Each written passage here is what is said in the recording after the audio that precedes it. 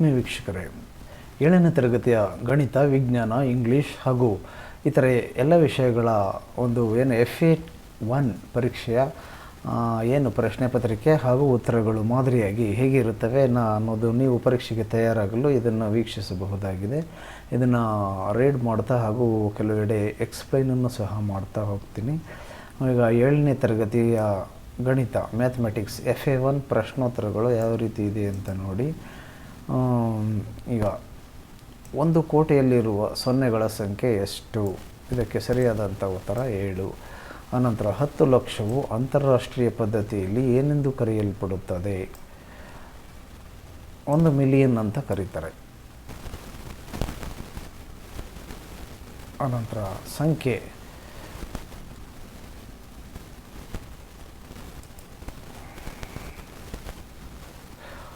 6,72,85,182ಕ್ಕೆ ಸಮೀಪದ ಲಕ್ಷ ಯಾವುದು? ಇದಕ್ಕೆ ಇದಾಗುತ್ತೆ ನೋಡಿ, 6,73,00,000. ಅನಂತರ 4ನೇದಾಗಿ 5 × 4 + 3 ಎಷ್ಟಾಗುತ್ತೆ? ಅಂದರೆ 5 × 4 20, 20ಕ್ಕೆ +3 ಕೂಡಿಸಿ ಒಟ್ಟು 23 ಆಗುತ್ತೆ. ಇಲ್ಲಿ ಉತ್ತರ ಇದೆ ನೋಡಿ, 23 ಸರಿಯಾದಂಥ ಉತ್ತರ ಇದಾಗಿದೆ. ಅದಾದ ನಂತರ 5ನೇದಾಗಿ ಏನಿದೆ ಅಂತ ನೋಡೋಣ. ಸಂಕಲನದ ಪರಿವರ್ತನಾ ಗುಣಕಕ್ಕೆ ಉದಾಹರಣೆ ಯಾವುದು? ಈ ಉತ್ತರ ಇದಾಗಿದೆ ನೋಡಿ, A + B = B + A. ಆ ರೀತಿ ಅಂದರೆ ಒಂದೇ, ಈ ರೀತಿ ಅಂದರೆ ಒಂದೇ ಅಂತ ಆಗುತ್ತೆ. ಆನಂತರ ಈಗ ಹೊಂದಿಸಿ ಬರೆಯಿರಿ. ಇಲ್ಲಿ ಹೊಂದಿಸಿ ಬರೆದು ಕೊಟ್ಟಿದೆ, ಒಂದ್ರ ಕೆಳಗಡೆ ಒಂದಿದೆ, ಒಂದೊಂದಕ್ಕೆ ಒಂದೊಂದು ಮಾರ್ಕ್ಸ್ ಇದೆ. ಈಗ ಇಲ್ಲಿ ನೋಡಿ, 3 0 ಇದೆ ಅಂದರೆ 100, 1000 ಈ 0 ಸೇರಿಸಿದ್ರೆ ಆನಂತರ 10,000 ಆಗುತ್ತೆ. ಆನಂತರ ಇದು 1 ಲಕ್ಷ ಆಗುತ್ತೆ. ಹಾಗಾಗಿ ಇದು ಹೊಂದಿಸಿ ಬರೋದಿದೆ 1 ಲಕ್ಷ. ಅದೇ ರೀತಿಯಾಗಿ 1 ಕೋಟಿ, ಇದು 2 ಹೊಂದಿಸಿ ಬರೆದಿದೆ. ಆನಂತರ 8ನೇದಕ್ಕೆ 10 ಮಿಲಿಯನ್ಗೆ ಅದನ್ನು ಕನ್ನಡದಲ್ಲಿ ಬರಿತೀವಿ ನಾವು, ಇದನ್ನು ಹೊಂದಿಸಿ ಬರೀಬೇಕು. ಆನಂತರ 1 ಬಿಲಿಯನ್ಗೆ ಇದು 100 ಕೋಟಿ. ಆನಂತರ 10ನೇದಾಗಿ 1,000, ಅದು ಕನ್ನಡದಲ್ಲಿ ಬರೆದಿದ್ದಾರೆ ನೋಡಿ.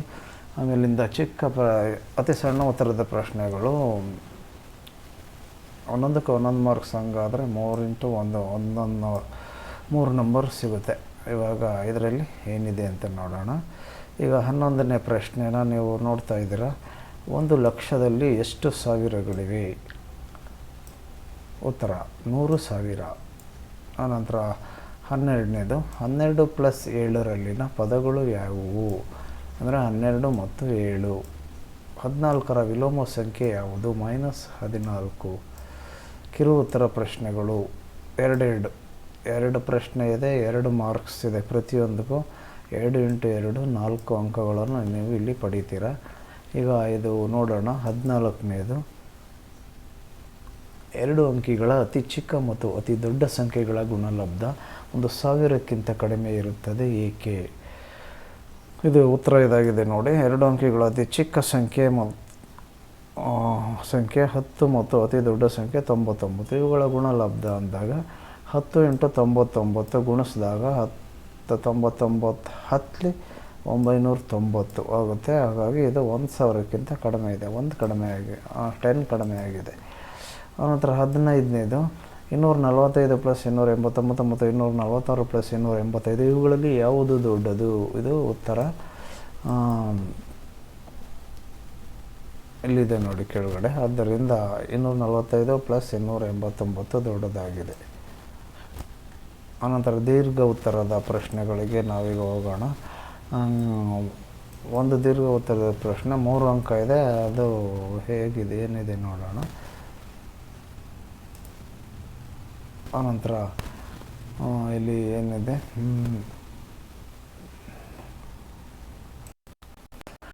ಇಲ್ಲಿದೆ ನೋಡಿ, 40,50,678. ಈ ಸಂಖ್ಯೆಯನ್ನು ಭಾರತೀಯ ಪದ್ಧತಿಯಲ್ಲಿ ಮತ್ತು ಅಂತಾರಾಷ್ಟ್ರೀಯ ಅಂದರೆ ಅಮೆರಿಕ ಪದ್ಧತಿಯಲ್ಲಿ ಬರಿಬೇಕಾಗಿದೆ. ಈಗ ಭಾರತೀಯ ಪದ್ಧತಿಯಲ್ಲಿ 40,50,678 ಅಂತ ಹೇಳ್ಬೋದು ನಾವು.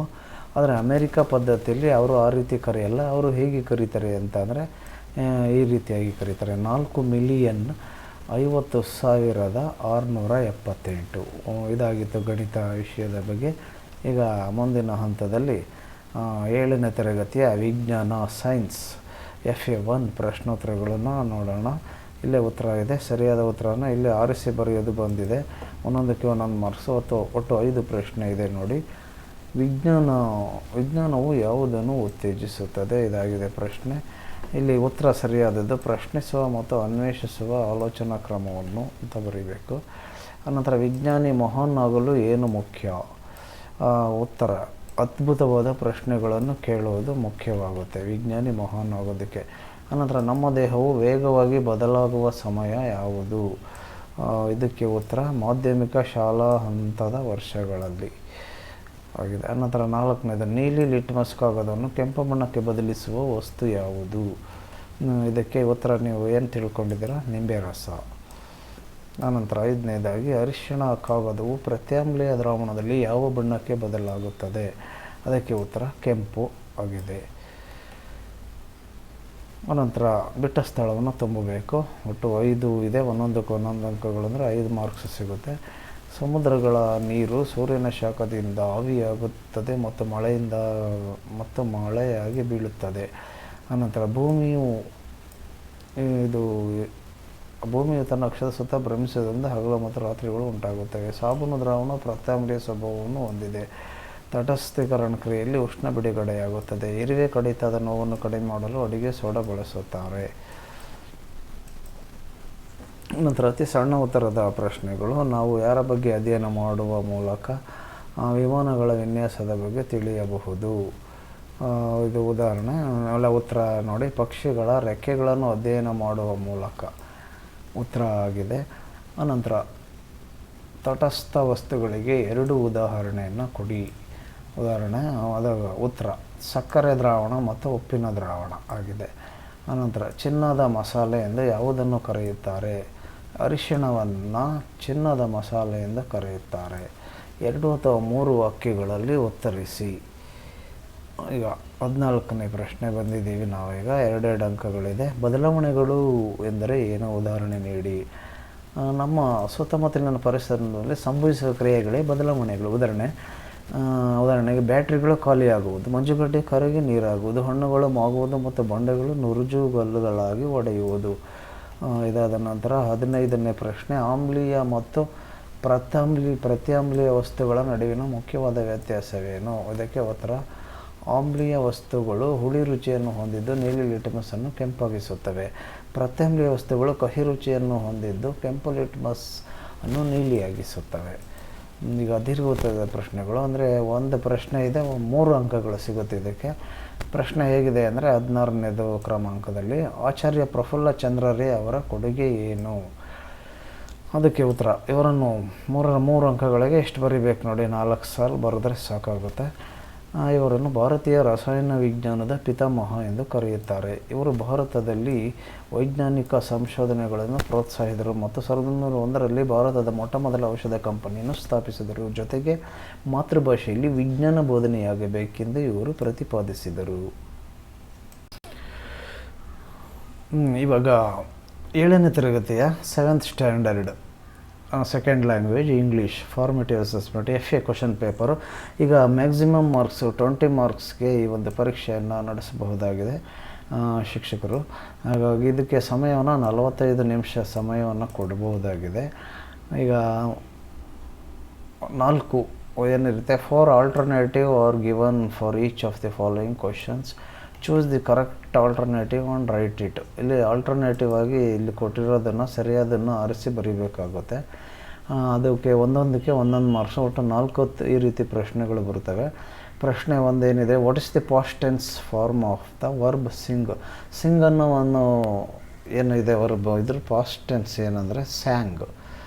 ಸಿಂಗ್ ಅಂದರೆ ಹಾಡು ಅಂತ ಆಗುತ್ತೆ, ಸ್ಯಾಂಗ್ ಅಂತಂದರೆ ಹಾಡಿದನು ಅನ್ನೋದು ಬರುತ್ತೆ. ಆನಂತರ identify the silent letter in the word knife. ಇಲ್ಲಿ ನೈಫ್ KNIFE ಇದರಲ್ಲಿ ಸೈಲೆಂಟ್ ಪದ ಒಂದು ಅಕ್ಷರ ಇದೆ, ಅದು ಯಾವುದು ಅಂದರೆ K ಅನ್ನೋದೇ ಸೈಲೆಂಟ್ ಆಗಿದೆ. ಅನಂತರ choose the correct describing words objective for the sense Ravi is a boy. ಇಲ್ಲಿ ಯಾವುದು clever, Ravi is a clever boy ಅಂತ ಅಂದರೆ ಅವನು ಬುದ್ಧಿವಂತ ಹುಡುಗ ಅನ್ನೋ ಅರ್ಥ ಬರುತ್ತೆ. ಅನಂತರ 4ನೇದಾಗಿ which word is the correct rhyming word for light. ಅದು ರೈಮಿಂಗ್ ವರ್ಡ್ ಅಂದರೆ ಎಂಡಿಂಗು ಏನು ಪ್ರೊನೌನ್ಸಿಯೇಷನ್ ಬರುತ್ತೆ ಅದೇ ರೀತಿ ಬರೋದಂಥದ್ದೇ ರೈಮಿಂಗ್ ವರ್ಡ್ ಆಗಿರ್ತವೆ. ಇಲ್ಲಿ ಲೈಟ್ ಅನ್ನೋದಕ್ಕೆ ನೈಟ್ ಅನ್ನೋದು ರೈಮಿಂಗ್ ವರ್ಡ್ ಆಗುತ್ತೆ. ಈಗ ನಂತರ 2ನೇ ಒಂದು ಹಂತದಲ್ಲಿ ಡೂ ಆಸ್ ಡೈರೆಕ್ಟೆಡ್. ಇದು 4 ಪ್ರಶ್ನೆಗಳಿಗೆ ಪ್ರತಿಯೊಂದಕ್ಕೂ ಒಂದೊಂದು ಅಂಕ, ಒಟ್ಟು 4 ಮಾರ್ಕ್ಸ್ ಸಿಗುತ್ತೆ. Fill in the blanks with appropriate article. An the, ಈ ರೀತಿ ಯಾನು ದಿ ಅನ್ನೋ ಆರ್ಟಿಕಲನ್ನು ಸರಿಯಾದನ್ನು ಆರಿಸಿ ನಾವು ತುಂಬಬೇಕಾಗುತ್ತೆ. ಈಗ ಇಲ್ಲಿ ಇದ್ರ ಬಗ್ಗೆ ನೋಡೋಣ ಬನ್ನಿ. Question, Suresh is dash honest business man. ಇದಕ್ಕೆ ಆನ್ಸರು ಯಾನ್, because honest starts with A Oval sound. ಆನಂತರ 2ನೇದು ನೋಡಿ, change the underlined word into its opposite antonymy to complete the sentences. ಇಲ್ಲಿ questions, the king was A kind but the cruel thief was A cruel. ಇಲ್ಲಿ ರಾಜ ಅನ್ನೋನು ದಯಾಪರನಾಗಿದ್ದಾನೆ, ಒಳ್ಳೆಯವನು, but cruel ಕಳ್ಳ, ಕೆಟ್ಟವನಾದಂತಹ ಕಳ್ಳನ ಒಂದು ಗುಣ ಅವನು ಏನಾಗಿದ್ದಾನೆ ಅಂತ ಅಂದರೆ ಅವನು ಕ್ರೂಯಲ್, ತುಂಬ ಕ್ರೂರಿಯಾಗಿದ್ದಾನೆ, ಅಥವಾ ಅನ್ಕೈಂಡ್, ದಯೆ ಇಲ್ಲದವನು ಅಂತ ಅರ್ಥ ಆಗುತ್ತೆ. ಇದಾಗಿದೆ ಆನ್ಸರು. ಅನಂತರ 3ನೇದಾಗಿ ಈಗ ಏನಿದೆ ಅಂದರೆ what a suitable prefix to the word happy. ಪ್ರಿಫಿಕ್ಸನ್ನು ಮಾಡಬೇಕಾಗಿದೆ. ಇಲ್ಲಿ word happy to make its opposite.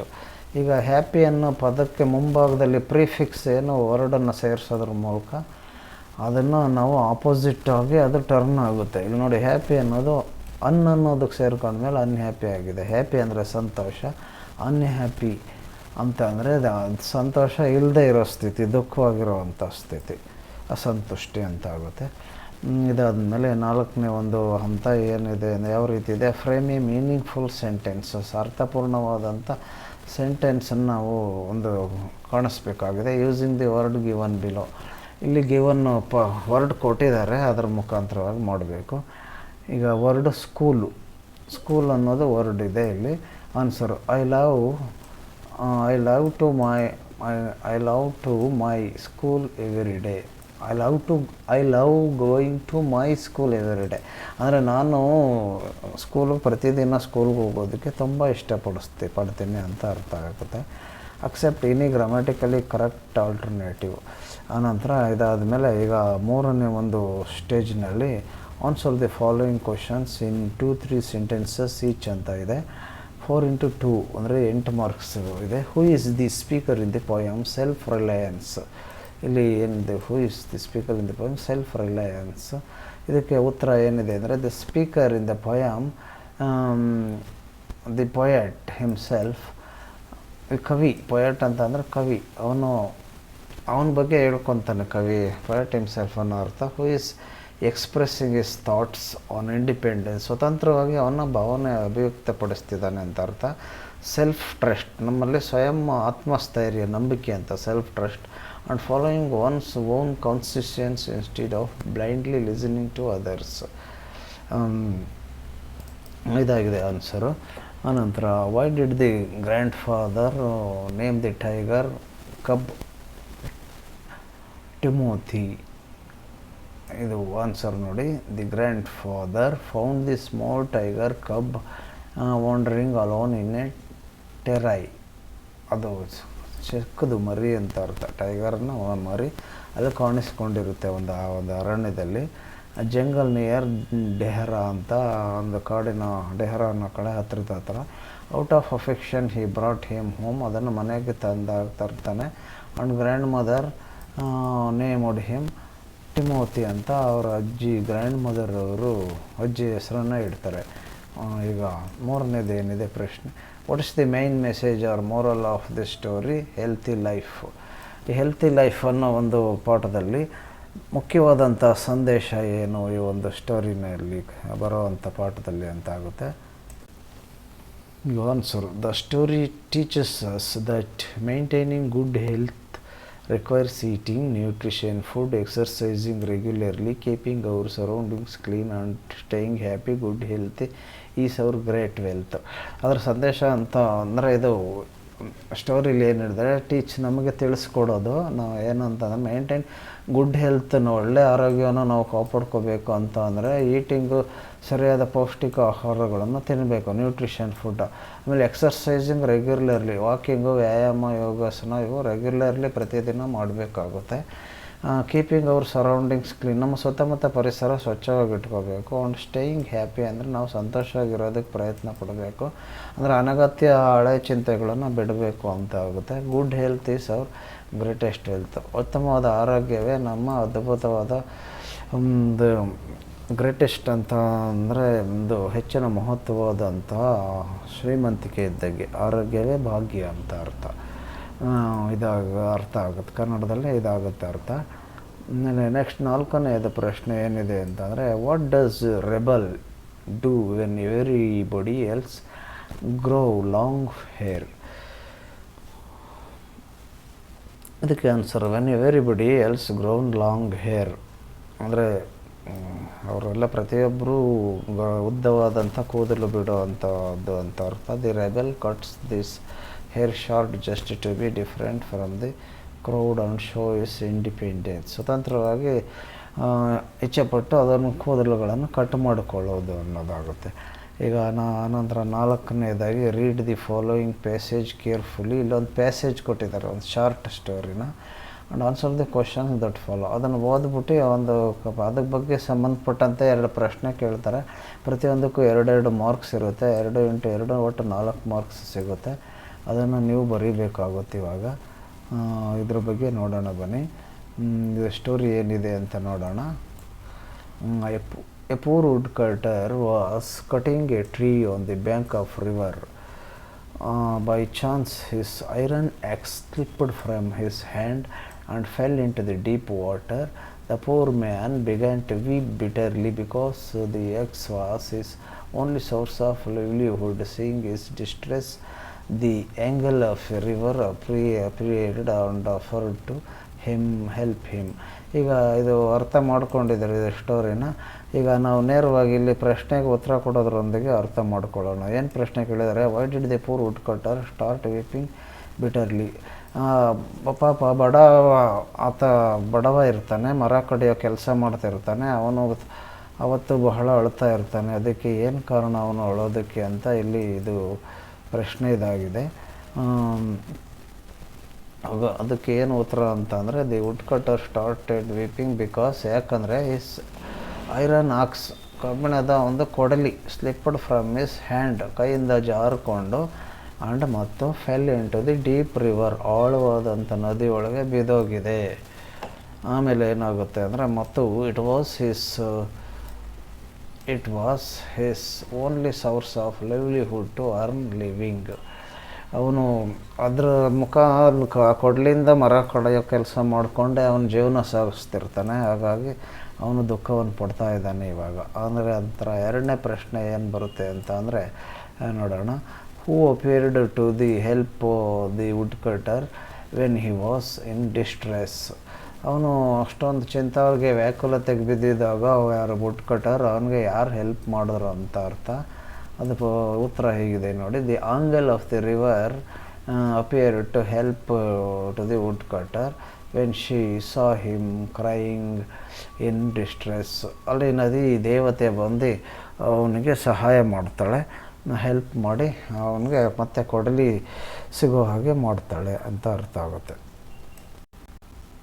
ಅದೇ ರೀತಿಯಾಗಿ 7ನೇ ತರಗತಿಯ ಪ್ರಥಮ ಭಾಷೆ ಕನ್ನಡ FA ಫಾರ್ಮೇಟಿವ್ ಅಸೆಸ್ಮೆಂಟ್, ಇದು ಸಹ ಒಟ್ಟು ಅಂಕಗಳು 20 ಇರುತ್ತೆ. ಸಮಯ ಕಾಲಾವಕಾಶ ಪರೀಕ್ಷೆಗೆ 45 ನಿಮಿಷಗಳು ಒಳಗೆ ಬರೀಬೇಕಾಗಿದೆ. ಈಗ ಇದರಲ್ಲಿ ಕೆಳಗಿನ ಪದಗಳಿಗೆ ಅರ್ಥ ಬರೆಯಿರಿ. ಒಂದೊಂದಕ್ಕೆ ಅರ್ಧ ನಂಬರ್ ಇರುತ್ತೆ. ಒಟ್ಟು 4 ಪ್ರಶ್ನೆಯಲ್ಲಿ 2 ಅಂಕಗಳನ್ನು ಗಳಿಸಬಹುದಾಗಿದೆ.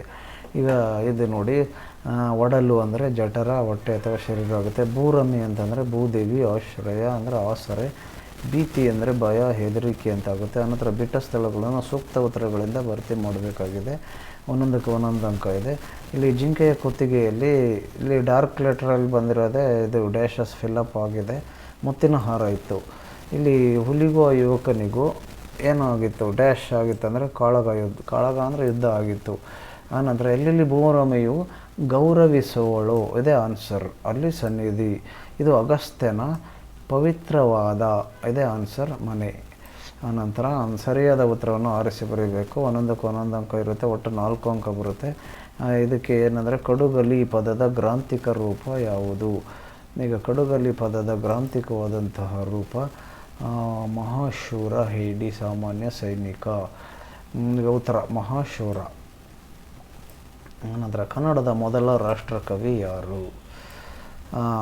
ಎಂ ಗೋವಿಂದ ಪೈ. ಉತ್ತರ ಕೆಳಗಿನವುಗಳಲ್ಲಿ ರೂಢನಾಮಕ್ಕೆ ಉದಾಹರಣೆ ಯಾವುದು? ಇದಕ್ಕೆ ಉತ್ತರ ನದಿ. ಆನಂತರ ವಸ್ತ್ರ ಪದದ ತದ್ಭವವಾದ ರೂಪವೇನು ಅಂದರೆ ಬತ್ತರ.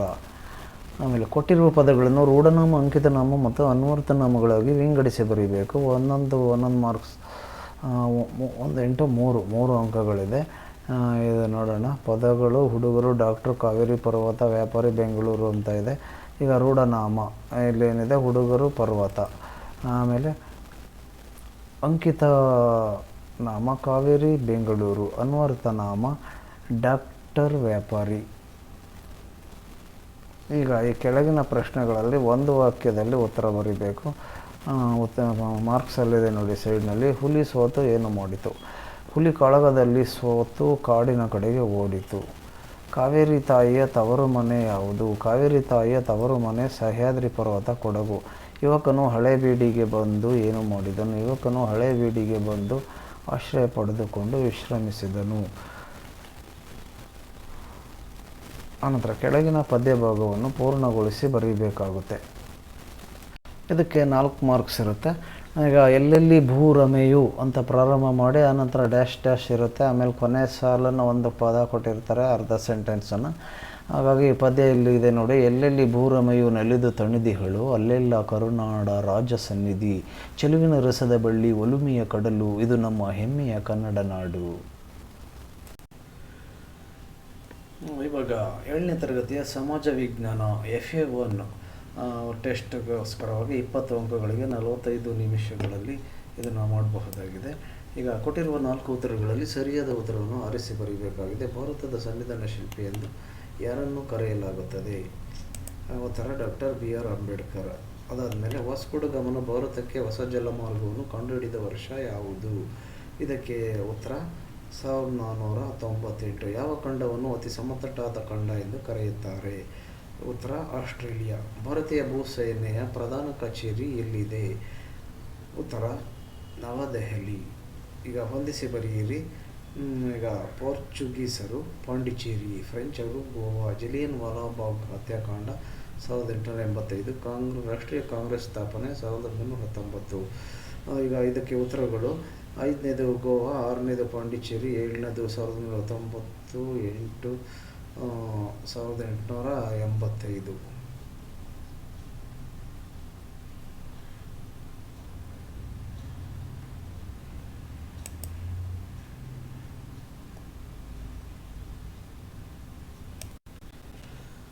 ಅದಾದಮೇಲೆ ಈ ಕೆಳಗಿನ ಪ್ರಶ್ನೆಗಳಿಗೆ ಒಂದು ವಾಕ್ಯದಲ್ಲಿ ಉತ್ತರ ಬರೀಬೇಕು. ಇಲ್ಲಿ ಮಾರ್ಕ್ಸು ಹೀಗಿದೆ ನೋಡಿ. ಏನಿದೆ ಅಂದರೆ 4 ಇಂಟು 1 4 ಅಂಕಗಳು ಸಿಗುತ್ತೆ. ಒಂದೊಂದಕ್ಕೆ ಒಂದೊಂದು. ಕರ್ನಾಟಕದ ಕುಲಪುರೋಹಿತ ಎಂದು ಯಾರನ್ನು ಕರೆಯಲಾಗುತ್ತದೆ? ಅದಕ್ಕೆ ಉತ್ತರ ಕರ್ನಾಟಕ ಏಕೀಕರಣ ಚಳವಳಿಯಲ್ಲಿ ಪ್ರಮುಖ ಪಾತ್ರ ವಹಿಸಿದ್ದ ಆಲೂರು ವೆಂಕಟರಾಯರನ್ನು ಕರ್ನಾಟಕ ಕುಲಪುರೋಹಿತ ಎಂದು ಕರೆಯಲಾಗುತ್ತದೆ. ಸಾಮಾಜಿಕ ಅರಣ್ಯ ಎಂದರೆ ಏನು? ಪರಿಸರ, ಸಾಮಾಜಿಕ ಮತ್ತು ಗ್ರಾಮೀಣಾಭಿವೃದ್ಧಿ ಉದ್ದೇಶದಿಂದ ಬಂಜರು ಭೂಮಿಯಲ್ಲಿ ಗಿಡಗಳನ್ನು ನೆಟ್ಟು ಅರಣ್ಯವನ್ನು ಪೋಷಿಸಿ ಸಂರಕ್ಷಿಸುವುದನ್ನು ಸಾಮಾಜಿಕ ಅರಣ್ಯ ಎನ್ನಲಾಗುತ್ತದೆ. ಭಾರತೀಯ ರಕ್ಷಣಾ ಪಡೆಯ 3 ಮುಖ್ಯ ವಿಭಾಗಗಳು ಯಾವುವು? ಭಾರತೀಯ ರಕ್ಷಣಾ ಪಡೆಯ 3 ವಿಭಾಗಗಳೆಂದರೆ ಭೂಸೇನೆ ಆರ್ಮಿ, ನೌಕಾಸೇನೆ ಅಂದರೆ ನೇವಿ, ವಾಯುಸೇನೆ ಇಂಗ್ಲೀಷ್ನಲ್ಲಿ ಏರ್ ಫೋರ್ಸ್. ಇದಾಗಿದೆ. ಅಂಟಾರ್ಟಿಕಾ ಖಂಡವು ಎಲ್ಲಿದೆ? ಅಂಟಾರ್ಟಿಕಾ ಖಂಡವು ಭೂಮಿಯ ದಕ್ಷಿಣ ಧ್ರುವ ಪ್ರದೇಶದಲ್ಲಿದ್ದು ದಕ್ಷಿಣ ಮಹಾಸಾಗರದಿಂದ ಸುತ್ತುವರಿಯಲ್ಪಟ್ಟಿದೆ. ಆನಂತರ ಕೆಳಗಿನ ಪ್ರಶ್ನೆಗಳಿಗೆ 2 ಅಥವಾ 3 ವಾಕ್ಯಗಳಲ್ಲಿ ನಾವು ಉತ್ತರವನ್ನು ಬರೀಬೇಕಾಗಿದೆ. ಮಾರ್ಕ್ಸ್ ಹೀಗಿದೆ ನೋಡಿ, 4 × 2 8 ಅಂಕಗಳು, ಒಂದೊಂದಕ್ಕೆ 2 ಅಂಕಗಳು ಬರುತ್ತೆ. 4 ಪ್ರಶ್ನೆಗಳಿದೆ. ತುಂಗಾ ಮೂಲ ಉಳಿಸಿ ಚಳುವಳಿ ಏಕೆ ಪ್ರಾರಂಭವಾಯಿತು? ಕುದುರೆಮುಖ ಪ್ರದೇಶದಲ್ಲಿ ನಡೆಯುತ್ತಿದ್ದಂತಹ ಕಬ್ಬಿಣದ ಅದಿರು ಗಣಿಗಾರಿಕೆಯಿಂದಾಗಿ ತುಂಗಾ ನದಿಯ ನೀರು ತೀವ್ರವಾಗಿ ಕಲುಷಿತಗೊಳ್ಳುತ್ತಿತ್ತು. ಇದು ಜಲಚರಗಳಿಗೆ ಹಾಗೂ ಕೋಟ್ಯಂತರ ಜನರ ಕುಡಿಯುವ ನೀರಿನ ಮೂಲಕ್ಕೆ ಧಕ್ಕೆ ತಂದಿದ್ದರಿಂದ ನದಿಯನ್ನು ರಕ್ಷಿಸಲು ಈ ಚಳುವಳಿ ಪ್ರಾರಂಭಿಸಲಾಯಿತು. ಅದಾದಮೇಲೆ ಆಸ್ಟ್ರೇಲಿಯಾವನ್ನು ಅತಿ ಸಮತಟ್ಟಾದ ಖಂಡ ಎಂದು ಏಕೆ ಕರೆಯುತ್ತಾರೆ? ಉತ್ತರ ಅದಕ್ಕೆ, ಆಸ್ಟ್ರೇಲಿಯಾ ಖಂಡ ಒಟ್ಟು ಭೂಭಾಗದ 94% ಪ್ರದೇಶವು ಸಮುದ್ರ ಮಟ್ಟದಿಂದ ಕೇವಲ 600 ಮೀಟರ್ಗಿಂತ ಕಡಿಮೆ ಎತ್ತರದಲ್ಲಿದೆ. ಇಲ್ಲಿ ವಿಶಾಲವಾದ ಮೈದಾನಗಳು ಮತ್ತು ತಗ್ಗು ಪ್ರಸ್ಥಭೂಮಿಗಳೇ ಹೆಚ್ಚಾಗಿದ್ದು ಎತ್ತರದ ಪರ್ವತ ಶ್ರೇಣಿಗಳಿಲ್ಲದ ಕಾರಣ ಇದನ್ನು ಸಮತಟ್ಟಾದ ಖಂಡ ಎಂದು ಕರೆಯುತ್ತಾರೆ. 1857ರ ಪ್ರಥಮ ಭಾರತ ಸ್ವಾತಂತ್ರ್ಯ ಸಂಗ್ರಾಮಕ್ಕೆ ತಕ್ಷಣದ ಕಾರಣವೇನು? ಈಗ ಉತ್ತರ ಇದಕ್ಕೆ ಹೀಗಿದೆ ನೋಡಿ, ಬ್ರಿಟಿಷ್ ಸೈನ್ಯಕ್ಕೆ ಸೇರಿಸಲಾದ ಹೊಸ ಎನ್ಫೀಲ್ಡ್ ಬಂದೂಕುಗಳು ಈ ದಂಗೆಗೆ ತಕ್ಷಣದ ಕಾರಣವಾದವು. ಈ ಬಂದೂಕಿನ ತೋಟಗಳಿಗೆ ಆಕಳು ಮತ್ತು ಹಂದಿಯ ಕೊಬ್ಬನ್ನು ಸವರಲಾಗಿದೆ ಎಂಬ ವದಂತಿ ಹಬ್ಬಿದ್ದರಿಂದ ಇದು ಹಿಂದೂ ಮತ್ತು ಮುಸ್ಲಿಂ ಸೈನಿಕರ ಧಾರ್ಮಿಕ ಭಾವನೆಗಳಿಗೆ ಧಕ್ಕೆ ತಂದಿತು. ಈಗ ಕೊನೆಯದಾಗಿ ಅಂಟಾರ್ಟಿಕಾದಲ್ಲಿ ಭಾರತ ಸ್ಥಾಪಿಸಿರುವ ಸಂಶೋಧನಾ ಕೇಂದ್ರಗಳನ್ನು ಹೆಸರಿಸಿ. ಇದರಲ್ಲಿ ಅದಕ್ಕೆ ಉತ್ತರ, ವೈಜ್ಞಾನಿಕ ಅಧ್ಯಯನಗಳಿಗಾಗಿ ಭಾರತವು ಅಂಟಾರ್ಟಿಕಾದಲ್ಲಿ 3 ಸಂಶೋಧನಾ ಕೇಂದ್ರಗಳನ್ನು ಸ್ಥಾಪಿಸಿದೆ. ಅವುಗಳೆಂದರೆ ದಕ್ಷಿಣ ಗಂಗೋತ್ರಿ ಮೊದಲ ಕೇಂದ್ರ, ಮೈತ್ರಿ ಮತ್ತು ಭಾರತಿ. ಆದ್ಮೇಲೆ ಈಗ 7ನೇ ತರಗತಿಯ FA1 ಪರೀಕ್ಷೆಗಾಗಿ ಟೆಸ್ಟ್ಗೋಸ್ಕರವಾಗಿ ತೃತೀಯ ಭಾಷೆ ಹಿಂದಿ, ಥರ್ಡ್ ಲ್ಯಾಂಗ್ವೇಜ್ ಹಿಂದಿ, ಇದು ಸಹ ಒಟ್ಟು ಅಂಕಗಳು 20 ಅಂಕಗಳಿಗೆ ಪರೀಕ್ಷೆಯನ್ನು ನಡೆಸಬಹುದಾಗಿದೆ. ಆತ್ಮೀಯ ಶಿಕ್ಷಕರೇ, ಇದಕ್ಕೆ ಸಮಯ 45 ನಿಮಿಷಗಳವರೆಗೆ ಟೈಮನ್ನು ಕೊಡಬಹುದಾಗಿದೆ. ಈಗ ಮಾರ್ಕ್ಸ್ ಇಲ್ಲಿ ಬಲಭಾಗದಲ್ಲಿ ಎಷ್ಟಿದೆ ಅಂತ ಕೊಟ್ಟಿದ್ದೀವಿ. 4 ಪ್ರಶ್ನೆಗಳಿರುತ್ತೆ, ಪ್ರತಿಯೊಂದಕ್ಕೂ 1 ಅಂಕದಂತೆ ಒಟ್ಟು 4 ಅಂಕಗಳು ಸಿಗುತ್ತೆ ಈ ಒಂದು ಮೊದಲನೇ ಹಂತದಲ್ಲಿ. ಇದು ಯಾವ್ಯಾವುದು ಏನೇನಿದೆ ಅಂತ ಇವಾಗ ನೋಡೋಣ ಬನ್ನಿ. ಇಲ್ಲಿ ಆವರಣದಲ್ಲಿ ನೀಡಿರುವ ಸರಿಯಾದ ಉತ್ತರವನ್ನು ಆರಿಸಿ ಬಿಟ್ಟ ಸ್ಥಳವನ್ನು ತುಂಬಬೇಕು. ಇಲ್ಲಿ ಕನ್ನಡದಲ್ಲೂ ಸಹ ಕೊಟ್ಟಿದ್ದೀವಿ, ಅಂಡರ್ಸ್ಟ್ಯಾಂಡ್, ಈಸಿ ಅಂಡರ್ಸ್ಟ್ಯಾಂಡ್ ಆಗಲಿ ಅಂತ. ಆಯ್ಕೆಗಳು: ಸೂರ್ಯ, ಗಿಳಿ, 4 ಕಮಲ. ಇಲ್ಲಿ ಉತ್ತರ ಕಮಲ ಆನ್ಸರ್. ಆನಂತರ ಇಲ್ಲಿ ಉತ್ತರ 2ನೇದಕ್ಕೆ ಸೂರ್ಯ. ಅದಾದಮೇಲೆ 3ನೇದಕ್ಕೆ ಉತ್ತರ ಗಿಳಿ ಆಗುತ್ತೆ. 4ನೇದಕ್ಕೆ ಉತ್ತರ ಆನ್ಸರು 4 ಅಂತ ಆಗುತ್ತೆ. ಈಗ ಹೊಂದಿಸಿ ಬರೆಯಿರಿ. ಇದು ಸಹ ಒಂದೊಂದಕ್ಕೆ ಒಂದೊಂದು ಮಾರ್ಕ್ಸ್, ಒಟ್ಟು 4 ಸರಿಯಾಗಿ ಬರೆದ್ರೆ 4 ಮಾರ್ಕ್ಸ್ ಸಿಗುತ್ತೆ. ಇದು ಈಗ ಹೊಂದಿಸಿ ಬರೆಯಿರಿ ಅನ್ನೋದಕ್ಕೆ ಇಲ್ಲಿ ಹಿಂದಿ, ಇದು ಕನ್ನಡ ಅರ್ಥ ಇದೆ ಈ ಕಡೆ. ಇಲ್ಲಿ ಮನೆ, ಮಾವು, ಹೂವು, ಈ ಕಡೆ ಹಿಂದಿ ಇದೆ ಎಡಭಾಗದಲ್ಲಿ, ಓದ್ಕೋಬಹುದಾಗಿದೆ ಪುಸ್ತಕ. ಅದಾದಮೇಲೆ ನೆಕ್ಸ್ಟ್ ಈಗ ಉತ್ತರಗಳು: 5ನೇದಕ್ಕೆ ಮಾವು, 6ನೇದಕ್ಕೆ ಪುಸ್ತಕ, 7ನೇದಕ್ಕೆ ಮನೆ, ಆನಂತರ 8ನೇದಕ್ಕೆ ಹೂವು ಆಗುತ್ತೆ. ಈಗ 3ನೇ ಒಂದು ಹಂತದಲ್ಲಿ ಈ ರೀತಿ ಇದೆ. 4 ಪ್ರಶ್ನೆ ಬರುತ್ತೆ, 1 ಅಂಕಗಳು ಅಂದರೆ 4 ಸಿಗುತ್ತೆ ಅಂಕ. ಕೆಳಗಿನ ಪ್ರಶ್ನೆ ಪದಗಳಿಗೆ ವಿರುದ್ಧಾರ್ಥಕ ಪದಗಳನ್ನು ಬರೀಬೇಕು, ಅಂದರೆ ಆಪೋಸಿಟ್ ವರ್ಡ್ ಬರೀಬೇಕು. ಅದಕ್ಕೆ ಇಲ್ಲಿ ಏನಿದೆ, ದಿನ್ ಅಂತ ಇದೆ, ಇದು ರಾತ್ರಿ ವಿರುದ್ಧ ಪದ. ಇಲ್ಲಿ ಬಡ ಅಂತ ಇದೆ, ಅದಕ್ಕೆ ಉತ್ತರ ಚಿಕ್ಕದು ಅಂತ ಆಗುತ್ತೆ, ಛೋಟೆ ಅಂತ ಆಗುತ್ತೆ. ಇದು ರಾತ್ ಅಂತ ಆಗುತ್ತೆ. ಆಮೇಲೆ ಹೋಗುವುದು ಇದಕ್ಕೆ 3ನೇದಕ್ಕೆ ಆಪೋಸಿಟ್ಟು. ಆಮೇಲೆ 4ನೇದು ಮುಂದೆ ಇದೆ ಉತ್ತರ ಕೆಟ್ಟದ್ದು. ಇದು ಅಚ್ಚೆ ಅಥವಾ ಕೆಟ್ಟದ್ದು ಆಪೋಸಿಟ್ ಆಗುತ್ತೆ. ಆನಂತರ ಇಲ್ಲಿ ಕೆಳಗಿನ ಸಂಖ್ಯೆಗಳನ್ನು ಹಿಂದಿ ಅಕ್ಷರಗಳಲ್ಲಿ ಬರೀಬೇಕಾಗಿದೆ. 5 ಅಂದರೆ ಪಾಂಚ್, ಇಲ್ಲಿ 7 ಅದಕ್ಕೇನು ಹಿಂದಿ ಅಕ್ಷರದಲ್ಲಿ ಬರೀಬೇಕಾಗುತ್ತೆ. ಇಲ್ಲಿ ಬರೆದಿದ್ದೀವಿ ನೋಡಿ, ಆನ್ಸರ್ ಇದೆ. ಇದು 7 ಅಂತ ಬರಿತೀವಿ. 10ಕ್ಕೆ 10 ಅಂತ ಬರೀತೀರ. ಅದೇ ರೀತಿ 12ಕ್ಕೆ 12 ಅಂತ ಬರೀತೀರ. ಅದೇ ರೀತಿ ಈ ಕೆಳಗಿನ ಪ್ರಶ್ನೆಗಳು ಒಂದೊಂದು ವಾಕ್ಯದಲ್ಲಿ ನಾವು ಇಲ್ಲಿ ಉತ್ತರವನ್ನು ಬರಿತೀವಿ. ಬೆಳಗಾದಾಗ ಯಾರು ಹಾಡುತ್ತಾರೆ? ಅದಕ್ಕೆ ಉತ್ತರ ಬೆಳಗಾದಾಗ ಹಕ್ಕಿಗಳು ಹಾರಾಡುತ್ತವೆ. ನೀವು ಹಿಂದಿನಲ್ಲಿ ಇದರ ಹಿಂದಿನಲ್ಲಿ ಬರಿಬೇಕಾಗುತ್ತೆ. ಇಲ್ಲಿ ಈಸಿಯಾಗಿ ಅರ್ಥ ಆಗಲಿ ಅಂತ ಅಷ್ಟೇ ಕನ್ನಡದಲ್ಲಿ ಕೊಟ್ಟಿದ್ದೀವಿ. ಇದಾಗಿತ್ತು. ತಾವೇನು ಈ ಚಾನಲ್ಗೆ ಸಬ್ಸ್ಕ್ರೈಬ್ ಆಗಿಲ್ಲ ಅಂತಂದರೆ ಸಬ್ಸ್ಕ್ರೈಬ್ ಆಗಿ, ಇನ್ನೂ ಇಂತಹ ವಿಡಿಯೋಗಳು ಬರ್ತಾ ಇರ್ತವೆ. ಹಾಗೂ ಲೈಕ್ ಮಾಡಿ ಮತ್ತು ಶೇರ್ ಮಾಡಿ ಮರೆಯದೆ. ಧನ್ಯವಾದಗಳು. ಮತ್ತೆ ಸಿಗೋಣ.